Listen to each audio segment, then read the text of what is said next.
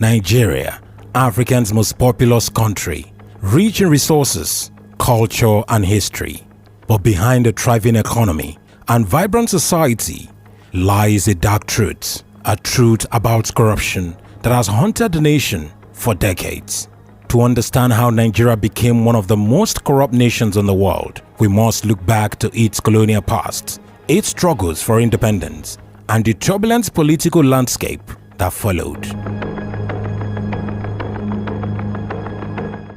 Nigeria, the heart of West Africa, has long been a land of contrast, a nation teeming with resources, culture and promise, yet one plagued by corruption that runs deep into its history. But how did this happen? How did this vibrant country, so full of potential, become one of the most corrupt nations in the world? To understand the roots of this crisis, we must first journey back to its colonial past. Nigeria's colonial history shaped the political foundations of corruption that would follow. Under British rule, the country was governed with a tight grip, but it was a grip that relied on the cooperation of a small group of local elites. These elites were rewarded with power and resources in exchange for loyalty to the colonial administration. The British did not build strong institutions that could support democratic governance or promote the welfare of ordinary Nigerians. Instead, they developed a system of patronage where political loyalty equaled access to wealth and power. Local leaders who aligned with the British interests were granted privileges, and in return, they kept the native population in check. When Nigeria gained independence in 1960, the country was left with fragile institutions, weak systems of governance, and a political class already accustomed to exploiting the state for personal gain. The newly found government inherited the colonial structure of patronage, and these led the groundwork for corruption to take root. The leaders who took power after independence did little to dismantle the colonial structures of privilege and patronage. Instead, they perpetuated them, creating political culture where loyalty, not merit, was the key to success. Corruption was not seen as a problem, it was a tool of survival.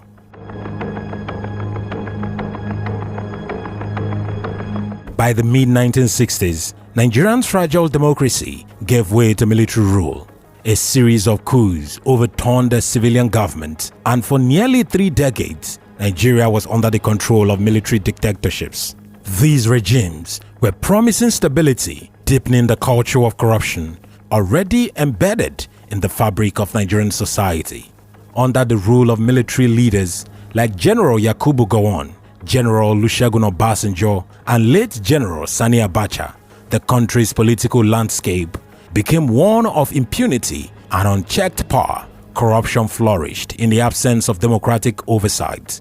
But it was the discovery of oil in the 1950s that would truly shape Nigerians' fate and fuel the flames of corruption. Nigeria's vast oil reserves, discovered in the Niger Delta region, turned the country into a major global player in the oil industry. The country's wealth from oil became both a blessing and a curse. Where the oil industry generated billions of dollars, it also became a breeding ground for corruption at every level of government. Military leaders and politicians alike saw the country's oil wealth as an opportunity for personal enrichment. The oil sector became a magnet for grift, where lucrative oil contracts were handed over to friends, family, and political allies. Under General Sani Abacha's regime in the 1990s, corruption reached staggering heights. It is estimated that he embezzled more than $5 billion during his rule. General Abacha's reign was marked by the siphoning of public funds into private coffers. His regime did not just steal money, it decimated public trust in the government. For Nigerians, the concept of leadership had become synonymous with corruption, and the gap between the elites and the everyday citizen continued to widen. While the elites enriched themselves, the people of Nigeria, particularly in the Niger Delta, suffered. Oil spills, gas flaring, and environmental degradation destroyed livelihoods, leaving communities marred in poverty. The wealth from oil failed to trickle down, and instead it fueled the rise of corruption that permeated all aspects of Nigerian life.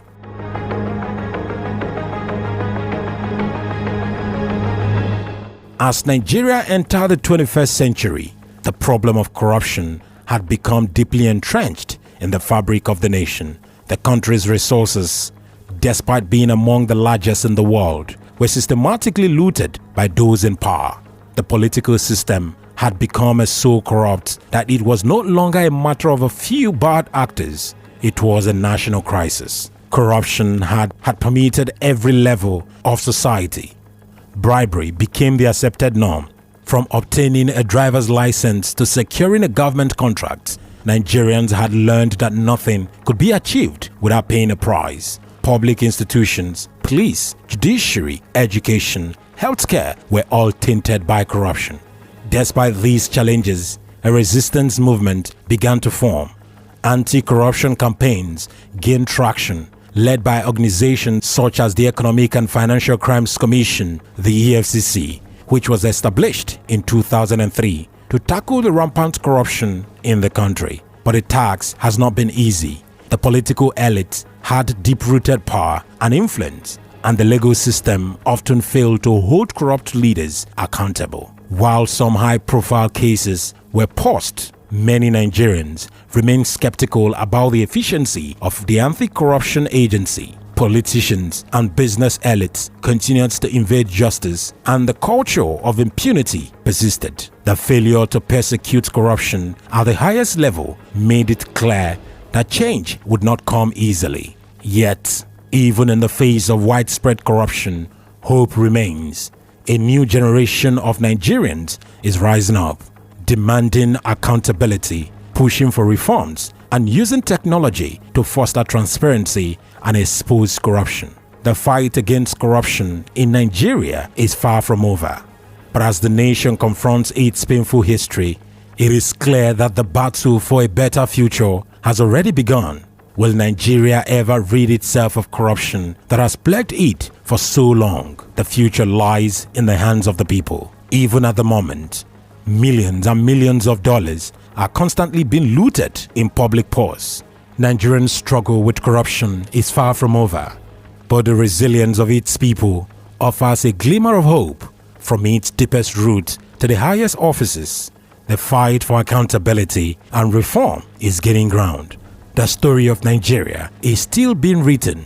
Will corruption continue to control its future, or will a new generation rise to reclaim the nation's destiny? That remains a big question.